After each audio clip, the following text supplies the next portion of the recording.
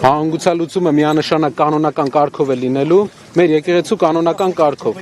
Այս քայլով Փաշինյանը ուզում է աշխարհին ցույց տալ, որ նա չի պայքարում եկեղեցու դեմ, բայց բոլորս Հայաստանում ապրողները գիտեն, որ նա սրբազաններին, քահանաներին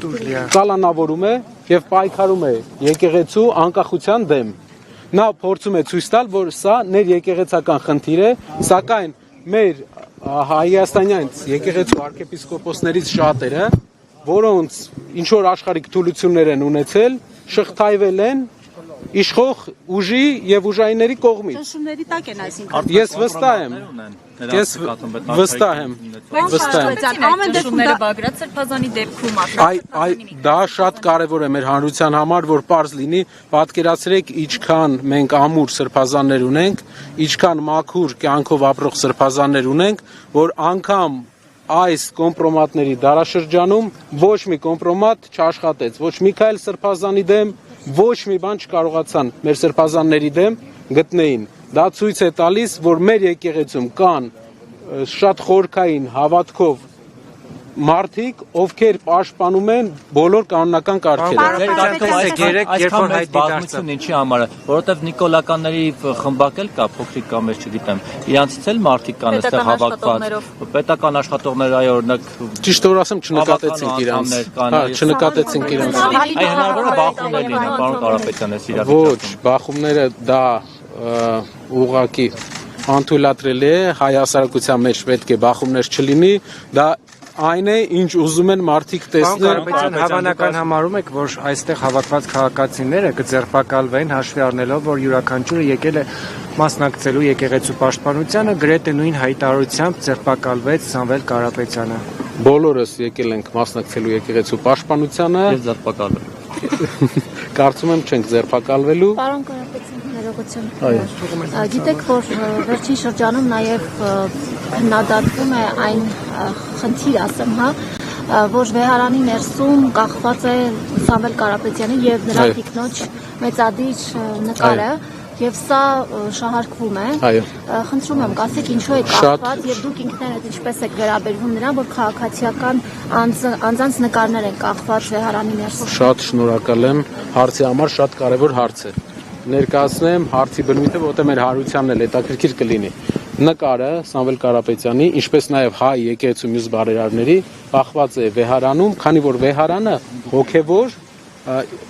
ինչպես Ալեքսանյանը Ալիկը ներկայացրել է, դա կաթողիկոսի աշխատանքի վայրն է։ Վեհարանում, որտեղ որ տարբեր պատմական թանգարանում, վեհարանի թանգարանում, ու իմ հիշելով կա նաև Ալեք Մանուկյանի նկարը, կան նաև այլ հայ բարեգործների նկարները վեհարանում, որը հայ եկեղեցու, ինչքան մենք գիտենք նաև կաթոլիկ եկեղեցու ավանդույթների մեջ է։ Դա է պատճառը, ճանաչելով Սամվել Կարապետյանին, ես կարող եմ ասել, որ նա երբեք չի բարձրաձայնել այն բաները, որ ինքը արել է եւ երբեք կողմ չի եղել, բայց դա մեր հոգեվոր դասի երևի քայլն էր ի պատիվ իրենց։ Նիկոլ Փաշինյանն այսօր ասեց աջակցում է եպիսկոպոսներին, 10 եպիսկոպոսներին աջակցում է, բայց չի ուղղորդում։ Նիկոլ Փաշինյանը պառակտում է մեր եկեղեցին, պառակտում է մեր հասարակությանը։ Մենք բոլորս գիտենք ինչպես են հոգևոր դասի երեսները հայտնվել այդ վիճակում։ Նրանցից շատերին, մի քանիսին ես անձամբ ճանաչում եմ եւ կարող եմ վստահ ասել, որ նրանց կարծիքը Նիկոլ Փաշինյանի մասին շատ ավելի ոչ դրական է, քան շատ ընդդիմադիրների։ Նկատունակ է 10 եպիսկոպոս։ Այո, նրանցից մի քանիսին ես ճանաչում եմ, նրանք իրենց անձնական կարծիքով ունեն շատ Նիկոլ Փաշինյանի հանդեպ շատ ոչ դրական կարծիք, ինչպես է ստացվել, որ ինչպես նշեցի։ Պարոն Կարապետյան, տեսեք իշխանությունները մեղադրանքական հարց է, հաշվի առնելով նաև աշխարհակական մի շարք կենտրոնների վերջին շահագրգռվածությունը, նաև բաց աջակցությունը, օրինակ Փաշինյանի ու նրա թիմի հիբրիդային գործակալների դեմ պայքարելու տեսանկյունից։ Այս առումով էլի շատ կարևոր հարց է։ Այս քայլերը, հայ եկեղեցու անկախության դեմ միտված քայլերը, դա քայլ է ընդհանուր հայկական հայոց ցեղասպանության ճանաչման, հայկական շահերի միջազգային հարթակներում ներկայացման դեմ։ Դրանից առաջ դրան նախորդել է Թուրքիայի հետ բանակցությունները, որի արդյունքում մենք հետագայում ենք իմանալու, թե ինչ պայմանավորվածություններ եւ ինչ պարտավորություններ է ձեռք բերել այս իշխանությունը։ Հաստատ ուզում եմ վստահեցնել, որ ինչ որ մարդկանց կուսակրոնությունը չէ այս ամբողջ շարժման գաղափարը, իրենց պետական ճնշման գաղափարը, նրանց գաղափարը եկեղեցին զրկել անկախությունից, որպեսզի հայ եկեղեցին չունենա ազգային օրակարգ տանելու իրավունք։ Հիշում եք, մի օրինակ բերեմ։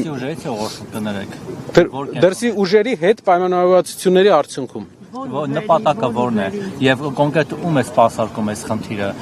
ում շահն է սպասարկում, ում է ծառայեցնել։ Ձեր կարծիքով հայ եկեղեցու անկախության կորուստը ում պետք է սպասարկի։ Գուցե այն երկին, որտեղից որ այսօր բենզին է եկել Հայաստան մեծ քանակությամբ։ Ինձ թվում է այդ երկրի թափը դեռ չի հերիքի, որպեսզի մի քիչ ավելի այդ երկրից մի քիչ ավելի մեծ։ Տեսնենք ամեն ինչ ժամանակի ընթացքում Աստված առաջ կպարզվի եւ մենք իմանանք, թե ինչ պարտավորությունների դաշտ է մտել մեր իշխանությունը,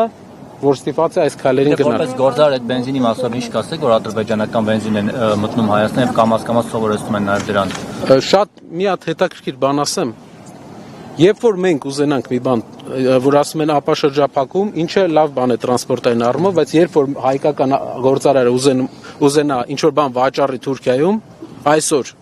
Վրաստանի միջոցով չի կարող, որովհետև հայկական ապրանքների մուտքը Թուրքիա արգելված է։ Դա կապված չէ ոչ մի հարցի հետ, ուղղակի այդ երկիրը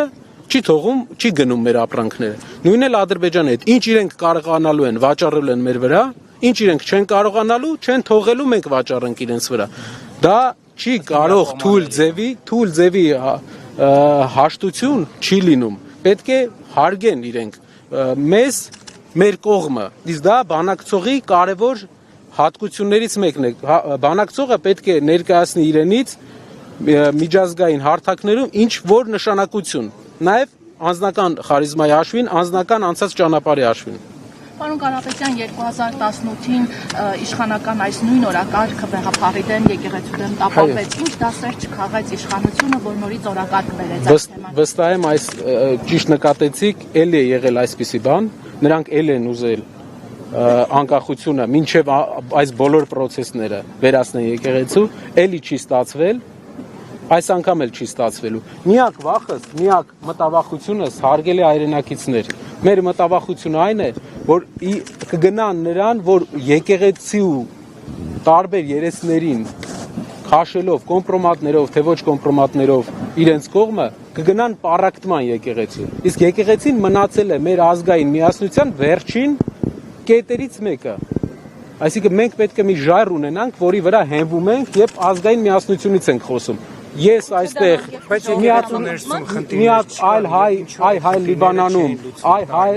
Սիրիայում, մի հատ մեր հայրենակիցը Ամերիկայում, եկեղեցու մեջ կա խնդիր, իսկ որ ազգի եկեղեցու մեջ չկա խնդիր։ Հայ առաքելական եկեղեցին տարբերում է բոլոր եկեղեցիներից, մեզ թվում է, թե այդպես չէ, բայց ես վստահեցնում եմ այլ եկեղեցիներից նաև իր բնույթով, ինտերերով, երբ որ դուք նայում եք մեր եկեղեցու մեջ, չկան ոսկե ջրած բաներ։ Դա համեստության եւ ժուշկալության մասին է մեր եկեղեցին։ Տարբերվում է մեր եկեղեցին, ես վստահեցնում եմ ձեզ, իսկ բոլոր սրբազանը, Բենտլի քշող սրբազանն էլ է։ Իսկ Բենտլի քշող սրբազանն է մաքրելու մեր եկեղեցին։ Իրենով են փորձում մաքրել, որովհետեւ իսկ ձեր կարծիքով Էլ Բենտլի չի Toyota է։ Պարոն Կարապետյան, ասում եմ անվտանգության հարց է երկրի։ Փաշինյանն է ասում, ուղղակի փոխսին մնալը մեր անվտանգության։ Ինձ թվում է ուրիշ մարդու մնալն է մեր երկրի անվտանգությանը շատ կարևոր հարց, որովհետև թույլ բանակցելով ամեն անգամ ինչ որ բան տալով մենք հասնում ենք այս օրվան։